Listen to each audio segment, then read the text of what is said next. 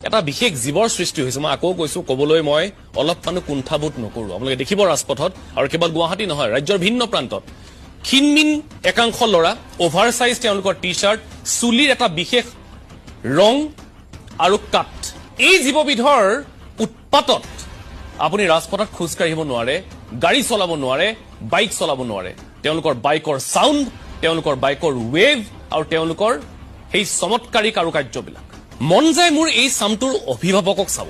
এওঁলোকৰ নিজৰ লৰাটোৰ প্ৰতি নিজৰ ছোৱালীজনীৰ প্ৰতি দায়বদ্ধতা কি ঘৰত পৰিৱেশটো কি চাবলৈ মন যায় কি শিকায় আমাক যেনেকুৱা শিকাইছিল মই নকওঁ মই ধোৱা তুলসীৰ পাত মই কোৱা নাই মই কোনো আজিলৈকে দুখ কৰা নাই কৰিছো কিন্তু ইমান এৰাল চিগা গৰুৰ দৰে আমাক ঘৰৰ পৰাও কেতিয়াও আমাক ওলাব দিয়া নাই আৰু আমি নিজেও সেইটো কাম নকৰো ৱেষ্টাৰ্ণ হবলৈ গৈ লাজ লাগে কবলৈ কিন্তু লাজ সন্মান কানি কাপোৰ নীতি পৰম্পৰা সকলো খুলি পেলাইছে আৰু এনেকুৱা লগা হৈছে এতিয়া যেন উৎসৱ মানে আন একো নহয় খালি উপদ্ৰৱ কৰাৰ এটা সুযোগ এটা সুবিধা